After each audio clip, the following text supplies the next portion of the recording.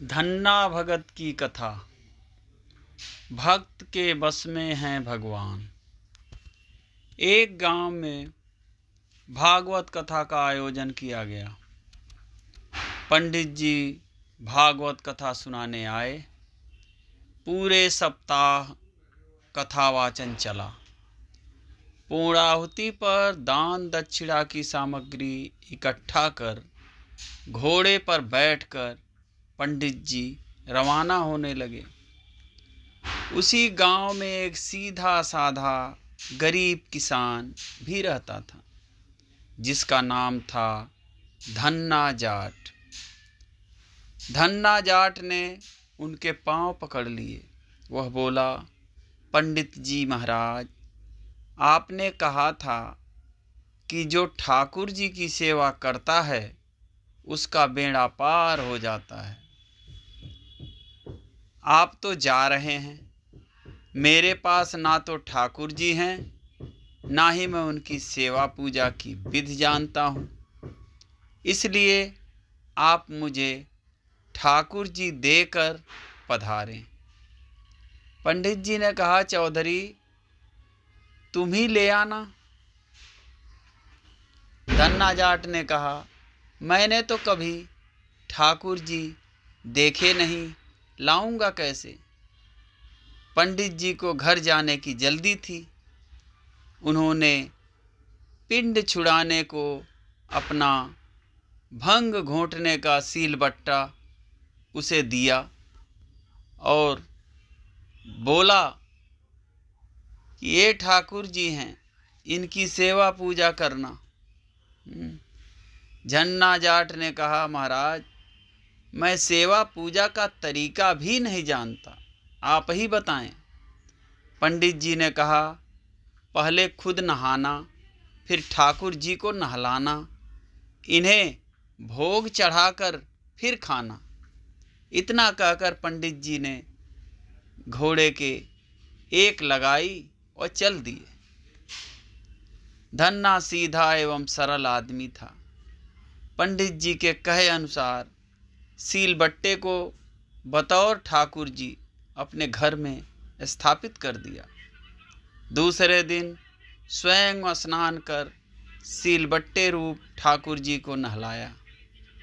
विधवा माँ का बेटा था, खेती भी ज़्यादा नहीं थी, इसलिए भोग में अपने हिस्से का बाजरे का टिक्कर, एक मिर्ची की चटनी रख दी।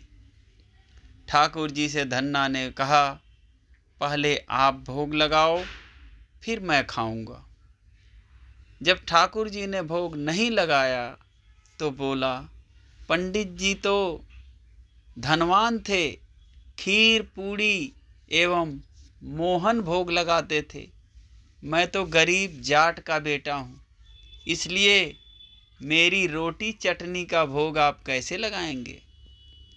पर साफ साफ सुन लो, मेरे पास तो यही भोग है, खीर पूड़ी मेरे बस की नहीं है।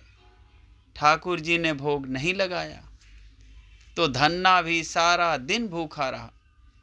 इसी तरह वह रोज का एक बाजरे का ताज़ा टिक्कर, एक मिर्च की चटनी रख देता एवं भोग लगाने की प्रार्थना करता। ठाकुर जी तो पसीज ही नहीं रहे थे। एक क्रम निरंतर 6 महीने तक चलता रहा। छठे दिन धन्ना बोला, ठाकुर जी चटनी रोटी खाते क्यों नहीं, क्यों शर्माते हो। आप कहो तो मैं आंखें मूंद लूं, फिर खा लो। ठाकुर जी ने फिर भी भोग नहीं लगाया। धन्ना भी भूखा प्यासा था। 7वें दिन धन्ना जट बुद्धि पर उतर आया। फूट फूट कर रोने लगा एवं कहने लगा कि सुना था आप दीन दयालु हो, पर आप भी गरीब की कहाँ सुनते हो। मेरा रखा यह टिक्कर एवं चटनी आकर नहीं खाते हो तो मत खाओ, अब मुझे भी नहीं जीना है। इतना कह उसने सील बट्टा उठाया और सिर फोड़ने को तैयार हुआ। अचानक सील बट्टे से एक प्रकाश पुंज प्रकट हुआ एवं धन्ना का हाथ पकड़ लिया। देख धन्ना, मैं तेरा चटनी टिक्कर खा रहा हूँ। ठाकुर जी बाजरे का टिक्कर एवं मिर्च की चटनी मज़े से खा रहे थे। जब आधा टिक्कर खा लिया तो धन्ना बोला, क्या ठाकुर जी, मेरा पूरा टिक्कर खा जाओगे? जय हो धन्ना, हैं, मेरा पूरा टिक्कर खा जाओगे? मैं भी 6 दिन से भूखा प्यासा हूँ, आधा टिक्कर तो मेरे लिए भी रखो। ठाकुर जी ने कहा, तुम्हारी चटनी रोटी बड़ी मीठी लग रही है, तू दूसरी खा लेना। धन्ना ने कहा, प्रभु, माँ मुझे एक ही रोटी देती है, यदि मैं दूसरी लूँगा तो माँ भूखी रह जाएगी। प्रभु ने कहा, फिर ज़्यादा क्यों नहीं बनाता? तो धन्ना ने कहा, खेत छोटा सा है और मैं अकेला। ठाकुर जी ने कहा, और खेत जोत ले। धन्ना बोला, प्रभु, मेरे पास बैल थोड़े ही हैं, मैं तो खुद जुतता हूँ।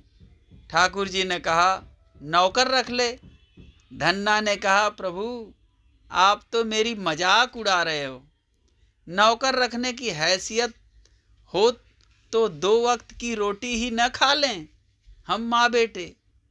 इस पर ठाकुर जी ने कहा, चिंता मत कर, मैं तेरी सहायता करूँगा। कहते हैं तब से ठाकुर जी ने धन्ना का साथी बनकर उसकी सहायता करना शुरू की। धन्ना के हाथ खेत में काम काज कर उसे अच्छी जमीन एवं बैलों की जोड़ी दिलवा दी। कुछ अरसे बाद घर में गाय भी आ गई, मकान भी पक्का बन गया, सवारी के लिए घोड़ा आ गया। धन्ना एक अच्छा खासा जमींदार बन गया। कई साल बाद पंडित जी पुनः धन्ना के गांव भागवत कथा करने आए। धन्ना भी उनके दर्शन को गया। प्रणाम कर बोला, पंडित जी, आप जो ठाकुर जी देकर गए थे वे 6 दिन तो भूखे प्यासे रहे एवं मुझे भी भूखा प्यासा रखा। 7वें दिन उन्होंने भूख के मारे परेशान होकर मुझ गरीब की रोटी खा ही ली। उनकी इतनी कृपा है कि खेत में मेरे साथ कंधे से कंधा मिलाकर हर काम में मदद करते हैं। अब तो घर में गाय भी है। 7 दिन का घी दूध का सीधा यानी बंदी का घी दूध मैं ही भेजूंगा।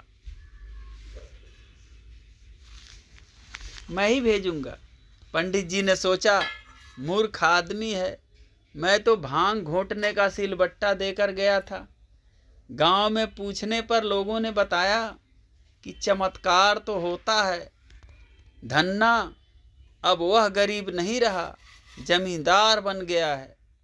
दूसरे दिन पंडित जी ने धन्ना से कहा, कल कथा सुनने आओ तो अपने साथ अपने उस साथी को लेकर आना जो तुम्हारे साथ खेत में काम करता है। घर आकर धन्ना ने प्रभु से निवेदन किया कि कथा में चलो, तो प्रभु ने कहा, मैं नहीं चलता, तुम जाओ। धन्ना बोला, तब क्या उन पंडित जी को आपसे मिलाने घर ले आऊं? प्रभु ने कहा, बिल्कुल नहीं, मैं झूठी कथा कहने वालों से नहीं मिलता। जो मुझसे सच्चा प्रेम करता है और जो अपना काम मेरी पूजा समझ करता है, मैं उसी के साथ रहता हूँ। सत्य ही कहा गया है कि भक्त के बस में है भगवान, भक्त के बस में है भगवान, भक्त के बस में है।